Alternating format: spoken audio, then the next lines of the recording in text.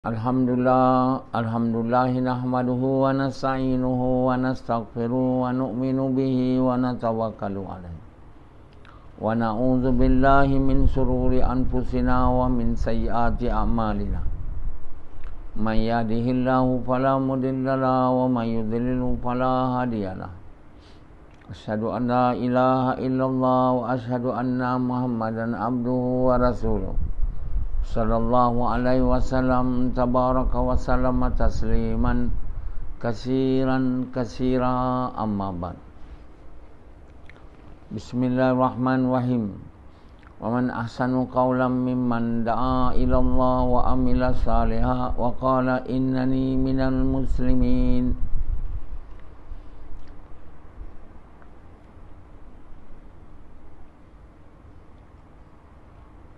Bapak-bapak, ibu-ibu sekalian,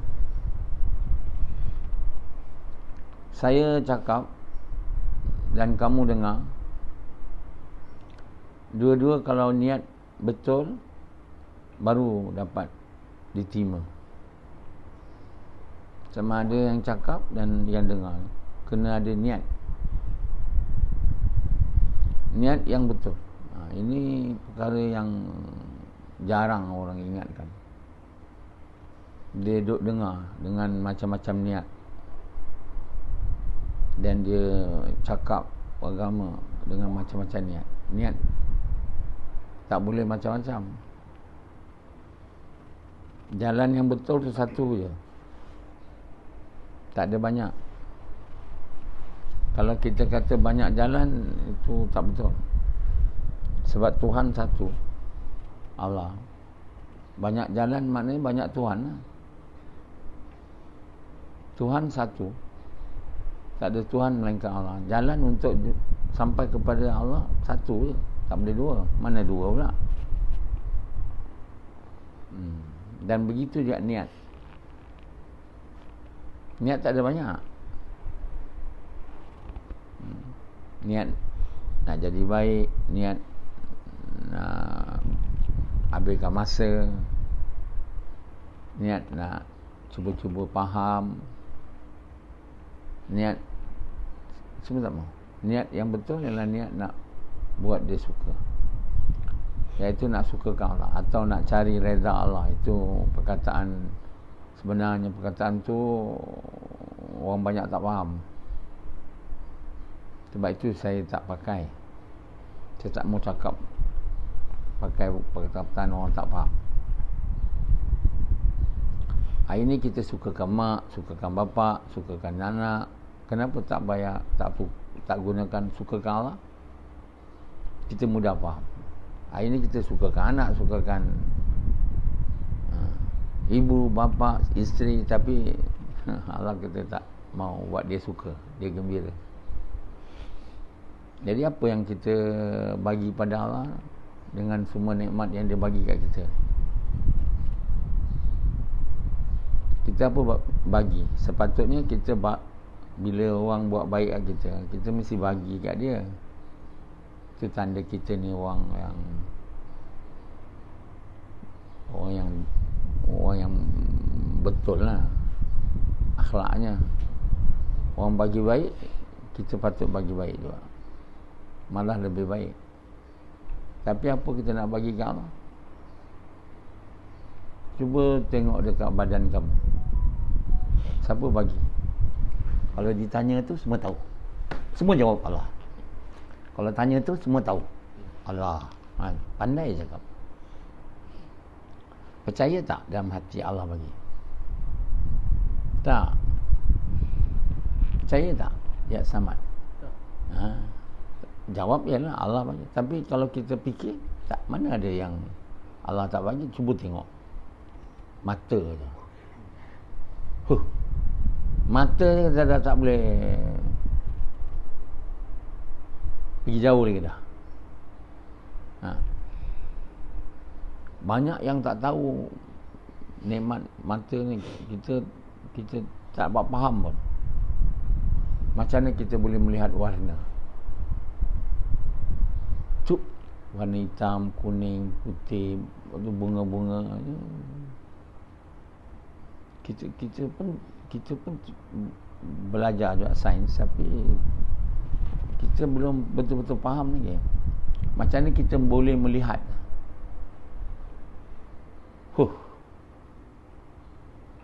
Kamu pernah fikir ke? Kamu bukan pakar bidang penglihatan, apa nak fikir lah.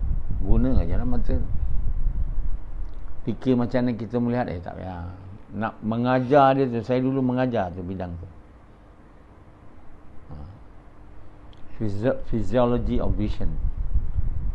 Dan saya pun belajar. Saya suka. Saya juga mengajar mereka color vision. Satu subjek. Mengajar pun dah susah. Nak memaham, saya tak tahu sampai hari ini sejauh mana mereka dah faham tentang color vision. Satu orang tanya apa ubat untuk rabun warna. Rabun warna ni macam nama pula. Protonomaly. Adakah pernah kamu dengar? Deuteronomaly. Dia lain-lain tu. Banyak lagi term. Warna putih beza dengan warna-warna lain. Kita ada pelangi, pelangi banyak warna. Kenapa kita tiba-tiba dapat pelangi?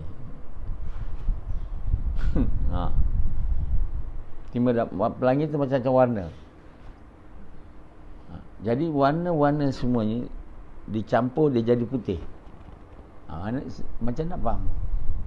Warna tu bukan ada pada benda tu.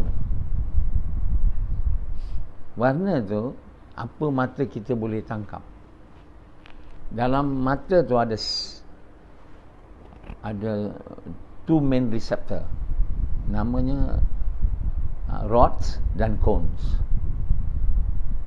Rods tu untuk malam, cone tu untuk siang. Cone tu banyak dekat macula. Dan cone pula ada color cones. Yang menangkap warna tu.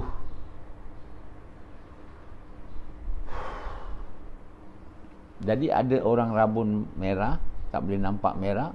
Ada orang tak nampak kuning dan hijau. Orang lain boleh nampak, dia tak nampak. Dan sikit jumlah manusia ni yang nampak hitam putih je. Ada sikit. Namanya tu, itu baru dinamakan rabun warna betul.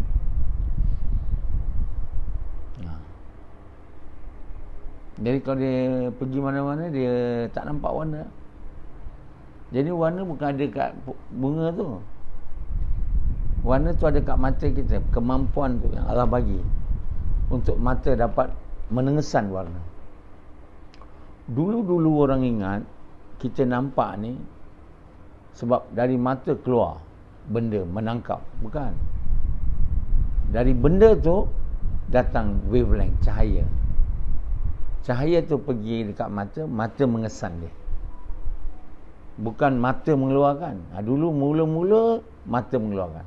Lama mereka dah bijak, dari benda tu datang. Jadi kalau macam tak ada cahaya, kita tak nampak lah. Dan cahaya tu wavelength ataupun gelombang dia bermacam jenis. Ada square wave, triangle wave, sine wave. Zap, dia tangkap mata. Mana nak mengajar ni. Dan bahagian otak yang mengesan ni bahagian di belakang saja. Nama visual cortex. Jadi mata kita ni berdua cross dekat optic chiasma. Pergi kedua loop ni di belakang visual cortex. Jadi sebenarnya kita nampak, yang nampak tu otak je. Kalau otak kita tu rosak, mata semua bagus sampai ke otak, tapi tak nampak. Sebab otak tu yang reseptor dekat otak tu finally yang akhirnya mengesan apa yang kita lihat. Bukit ke, gunung ke, warna apa ke. Jadi begitu besar nikmat Allah mata ni. Tu mata bau. Dalam mata tu dia banyak layer pula tu. Retina layer, choroid layer, uveal depan tu.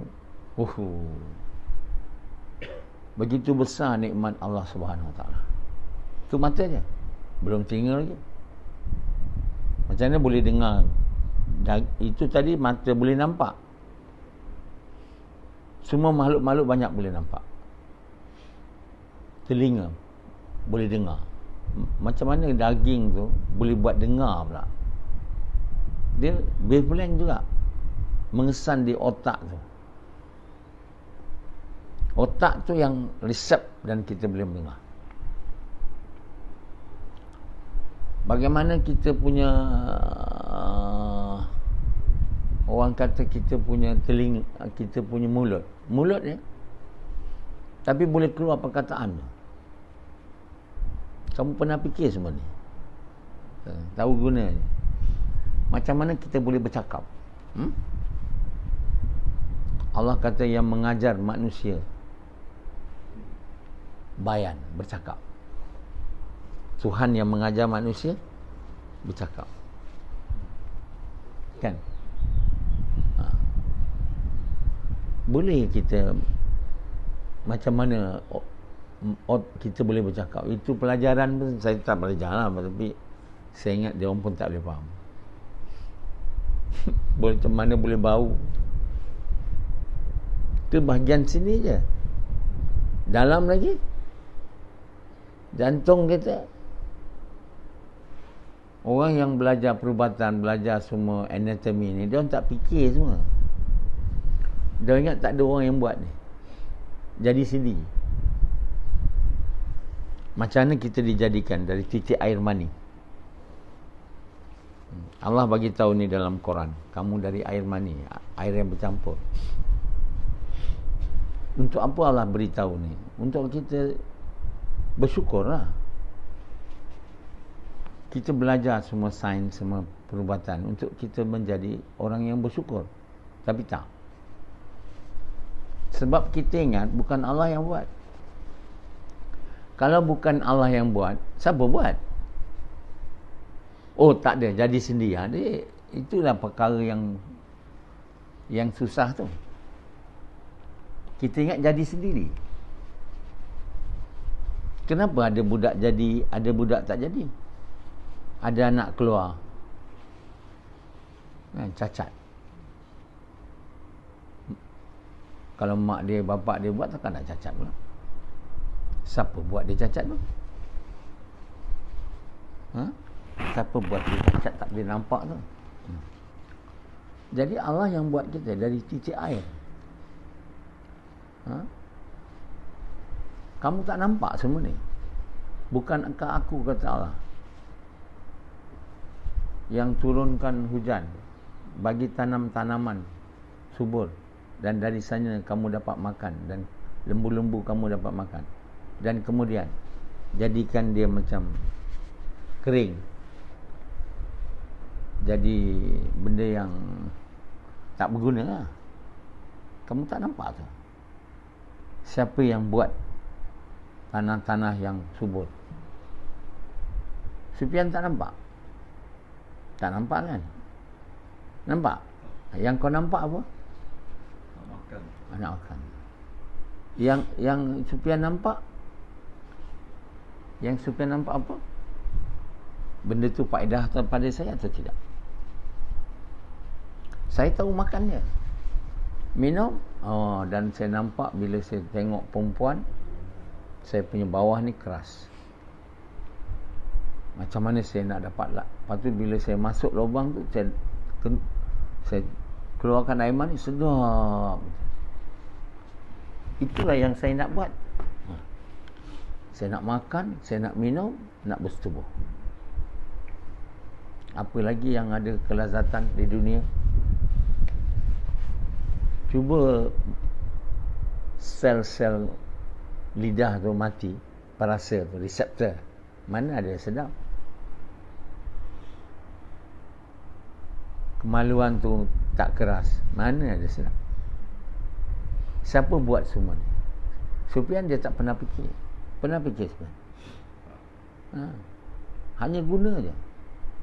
Itulah menyebabkan kita ni orang yang tak bersyukur. Kerana tak bersyukur, tak adalah beriman kepada Allah. Kita sebenarnya ungrateful kerana tidak mensyukuri nikmat Allah ni tau. Sebab itu Allah dalam surah Ar-Rahman, nikmat Allah mana yang kamu nak sangkalkan? Bagi tahu. Nikmat Allah mana yang kamu nak sangkalkan? Tabi ayya Allah. Dalam surah Ar-Rahman. Kemain seluruh surah tu tanya kita.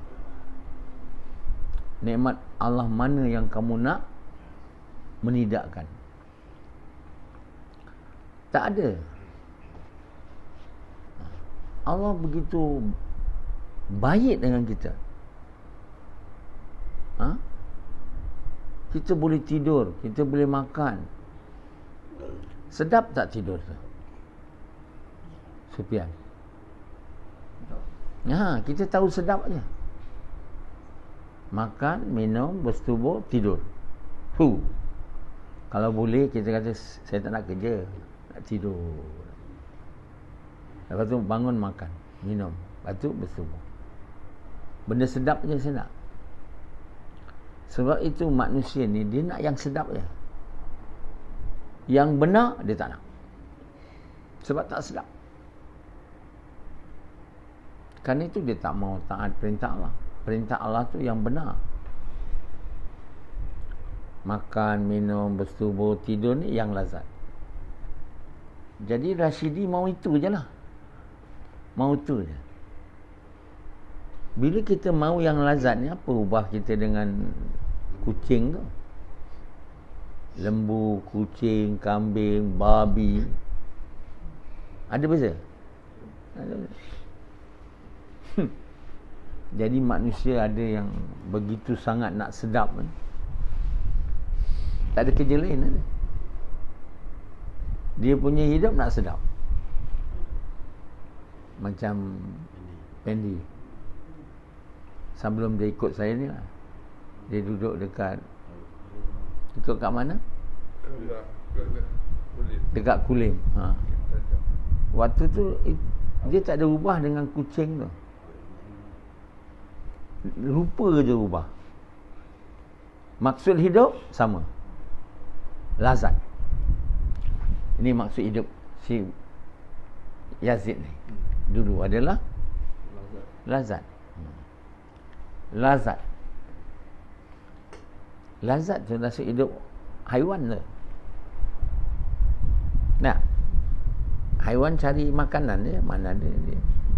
Jadi Allah SWT, haiwan memanglah Allah bagi dia lazat. Sebab dia tak ada syurga untuk dia. Kan? Allah tak buat syurga tu untuk haiwan. Buat untuk haiwan. Tapi tak apalah dia lazat kat dunia ni. Lepas tu dia mati. Lepas dihisap dia jadi tanah. Tak ada syurga. Jadi kita nak jadi macam haiwan, nak lazat juga, apa kan jadi? Sedarlah diri sikit. Kalau kamu nak lazat, doalah pada Allah jadi kambing kat dunia ni. Rashidi kau nak lazat hidupnya, tak usahlah jadi Rashidi. Jadilah kambing ataupun arnab. Sufyan nak jadi kambing. Tanda pula. Dia tahu kambing tu akan disembelih. Kambing tu akan disembelih, dimakan oleh manusia ni. Itu kambing. Yang kucing buat apa? Jadi pet juga. Jadi bapa tuan sekalian, Allah Subhanahu Wa Taala bukan buat kita untuk kita jadi haiwan, dapat lazat. Jadi mereka guna hidup mereka untuk dapat lazat. Bekerja tu untuk dapat duit, duit tu untuk dapat lazat. Lain tak ada. Fikir lazat aja. Jadi mereka yang fikir lazat aja dan kerja siang, malam, pagi, buat macam-macam lah supaya dapat rumah besar, dapat makan, minum, berjalan, dapat lazat ni tak ada beza dengan haiwan. Sufyan tak ada beza macam haiwan, macam badak. Dia kata dia nak swimming pool kat rumah dia. Dia sebenarnya bukan swimming pool, bilik mandi pun tak ada kat rumah dia. Bilik mandi yang sempurna lah. Ada air panas, ada air sejuk, ada shower. Saya tengok bilik mandi ni mana betul pakai cebok kan. Kau bilik mandi apa? Cebok kan? Ada air panas. Air panas ada? Mana shower betul? Ya. Namun keinginan dia nak lazat tu, dia nak keluar mandi. Kerana dia nak jadi haiwan. Nak lazat. Ya. Jadi Allah Subhanahu Wa Taala bukan tak benarkan kita makan. Bukan tak benar kita beristeri. Allah bagi kehaiwanan ni pada kita untuk kita kawal dia. Jadi kita dapat kawal dia bila kita ada iman kepada Allah. Kita akan dapat menyekat diri kita daripada makan, minum, bersetubuh, tidur melebihi batas yang dibenarkan oleh Allah. Jadi benda-benda ni semua kita kena buat dengan cara yang Allah mahu. Dengan niat yang Allah mahu. Iaitu kita kena buat semua benda ni kerana perintah Allah, dengan cara yang Nabi tunjuk kepada kita, dengan niat nak sukakan dia. Itulah kita kena tidur, itulah kita kena makan, itulah kita kena minum, itulah kita kena bersetubuh. Bila kita dapat buat ini, baru kita punya minum, bersetubuh tak jadi macam haiwan. Ingat, Sufyan bersetubuh, dia tak ada ingat Allah, niat tak ada sukakan Allah. Dulu bila tak jumpa saya ada. Sekarang bila dah temu saya baru tahu macam mana nak bersetubuh cara yang Allah mahu. Tu pun tak nak ikut. Bila tengok aja isteri, balik lama tak jumpa, terus lupa. Mana ingat? Tengok makan terus lupa. Tengok katil terus lupa doa. Terus tidur macam macam apa? Kerbau tidur.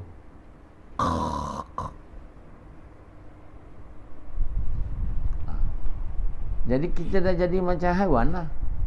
Jadi perkara-perkara yang Allah benarkan kita ni, yang haiwan pun Allah bagi. Untuk haiwan dia tak ada cara. Dia bersetubuh lah dengan siapa saja kan. Boleh kan. Kucing pula, bapa kucing tu, isteri perempuan yang kucing tu, dia macam-macam lelaki kucing. Anak dia macam-macam warna pula. Dulu putih, naik coklat pula, hitam pula. Mesti yang lelaki yang dia macam satu pakcik tu, isteri dia pelacur. Mak dia suruh kahwin dengan dia. Mak dia pun tak tahu perempuan tu pelacur.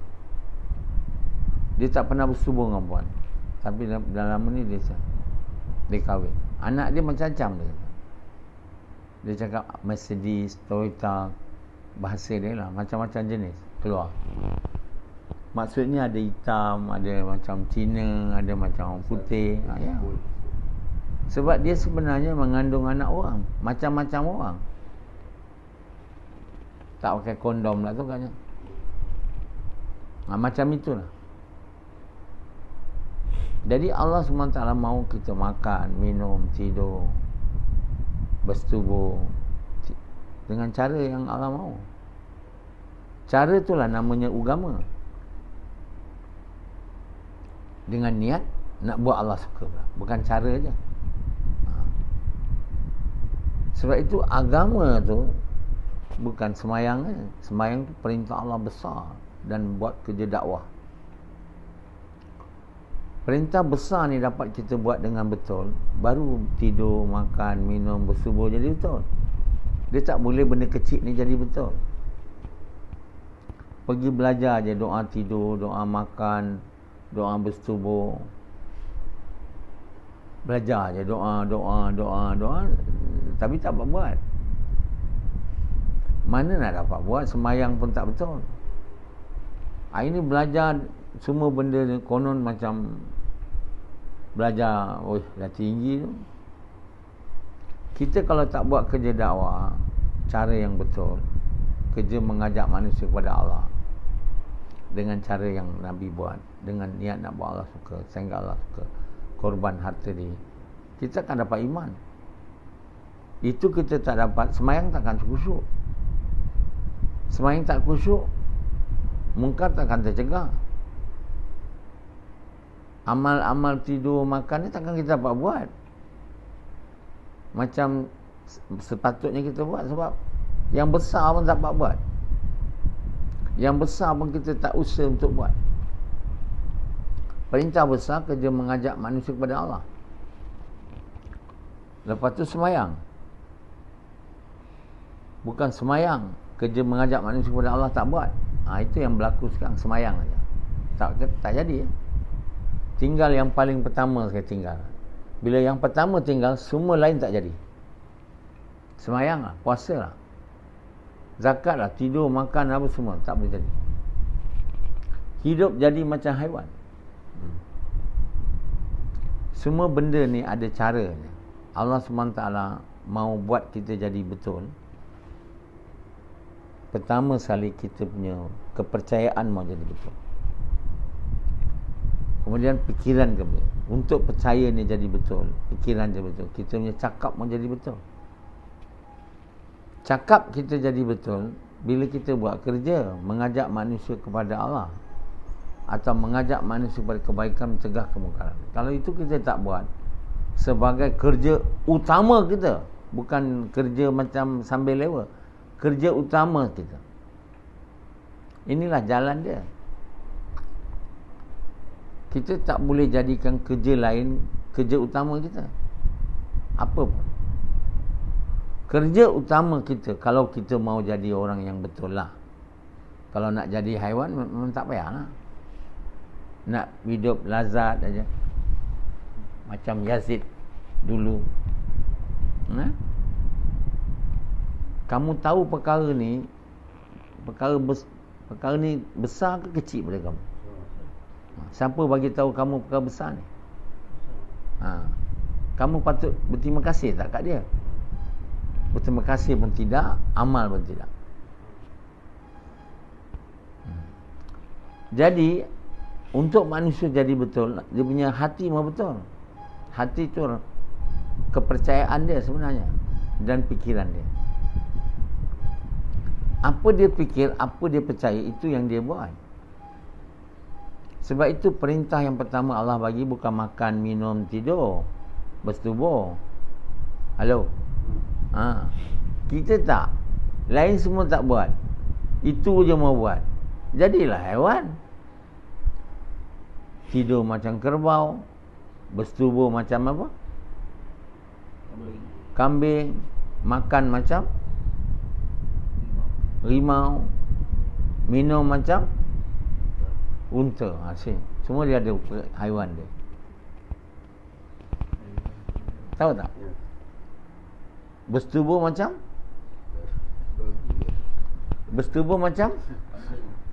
babi. Minum macam unta.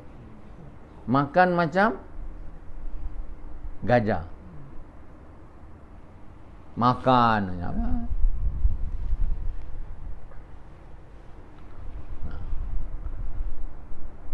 bukan itu yang Allah perintah dulu. Yang perintah nombor satu tu yang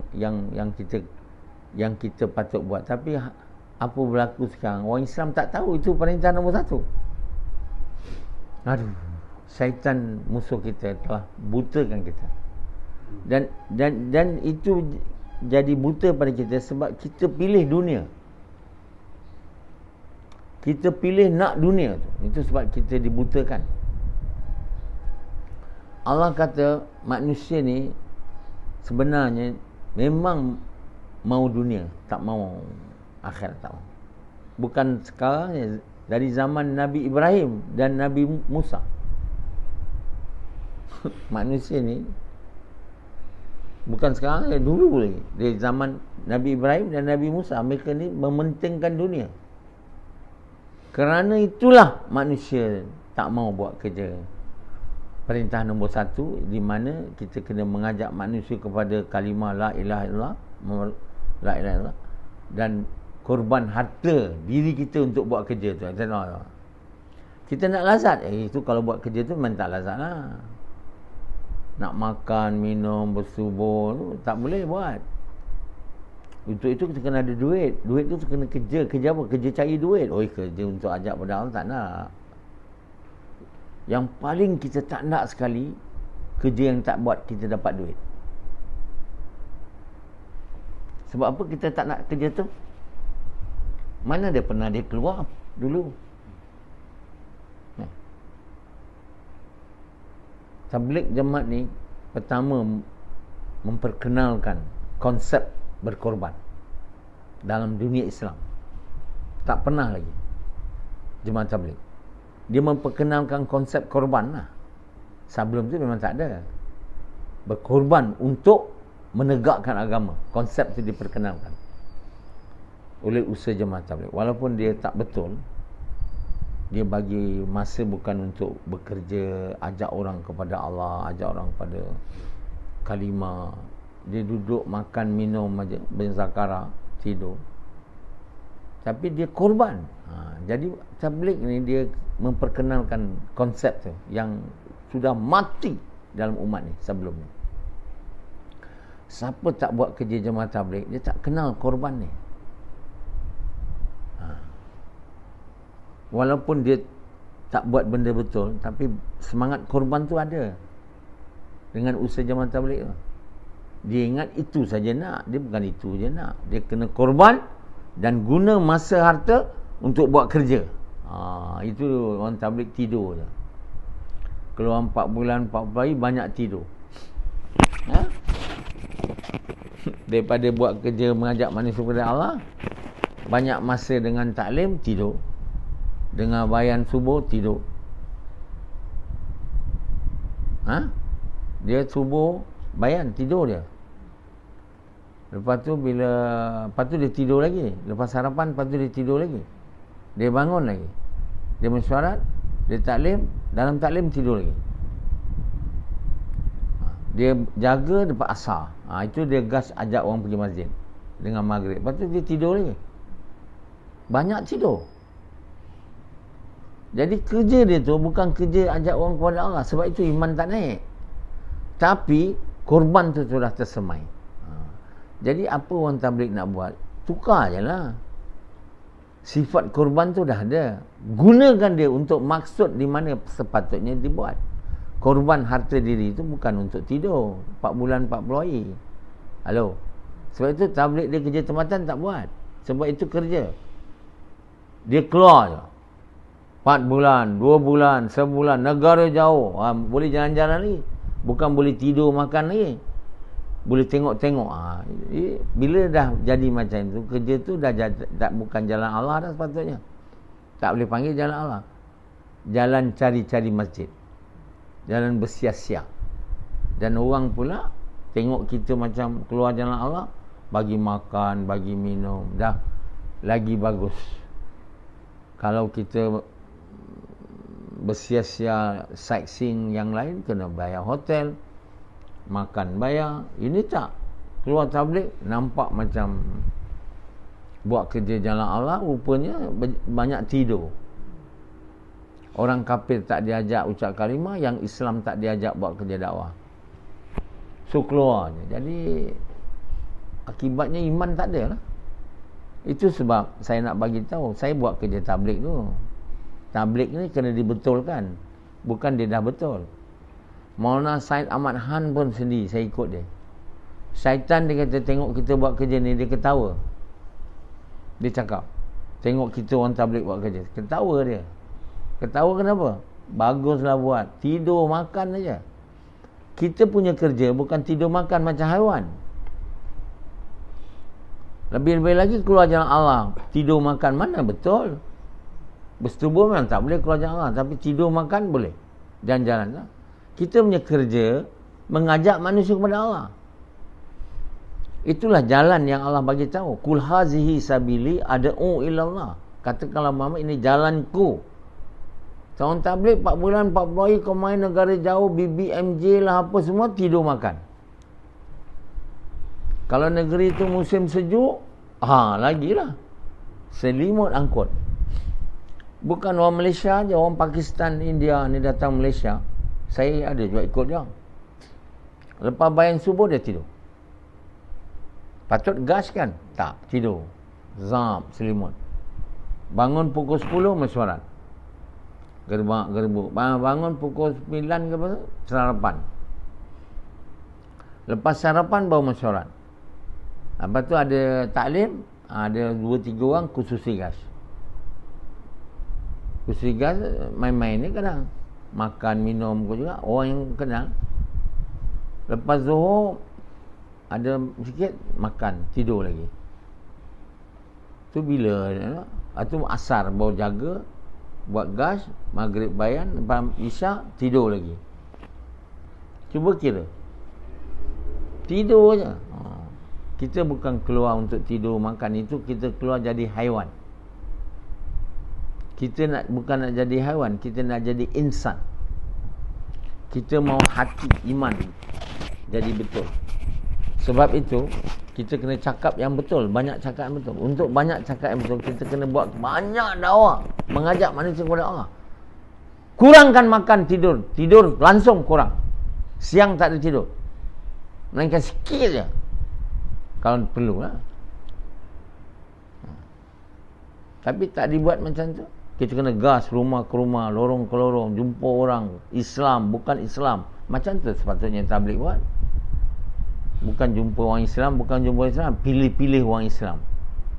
Bukan semua orang Islam pula. Khususi gas, dia ada khususi aja. Sebab pilih-pilih. Kenapa dia nak pilih-pilih pula? Semua orang Islam kena buat kerja mengajak manusia kepada kebaikan, bukan sebahagian orang Islam. Kerana tak buat ikut cara yang Allah suka. Jadi bila percakapan tadi tak betul, tak cakap kalimah, orang tabligh pula kalimah tak cakap. Kita kena cakap banyak yang betul. Perkara yang betul ialah kalimah, kena cakap. Bila ulang-ulang kali cakap dengar kalimah ni, dengan niat nak sukakan Allah, dengan kita korban duit, harta kita, masa kita untuk bakar, barulah kalimah tu masuk dalam hati. Dunia tu keluar daripada hati. Baru makin lama buat kerja dakwah, makin kurang, hilang cinta dunia. Baru masuk cinta Allah, baru semayang boleh jadi betul. Baru boleh semayang macam Allah di depan. Baru lama-lama boleh khusyuk, lama-lama boleh nangis. Rashidi buat tabligh tak betul, sampai sekarang semayang tak ingat Allah. Untuk apa? Kita ambil masa 10 tahun je buat kerja dakwah ni. Sepatut kita dah dapat semayang khusyuk 10 tahun je. Tapi sayang, kita mau dunia, kita mau dunia aja, akhirat tak mau. Kerana itu kita bakal masuk neraka di akhirat. Masa tu baru kita menyesal, tapi tak ada guna. Baiklah dengar ceramah ni, sekarang juga berubah. Sungguh-sungguh mau buat kerja dakwah, kerja Nabi ni. Macam mirip-mirip macam Nabi buat. Tak ada kurang tidur, makan, minum. Yang haiwan suka tu kurang, lazat tu.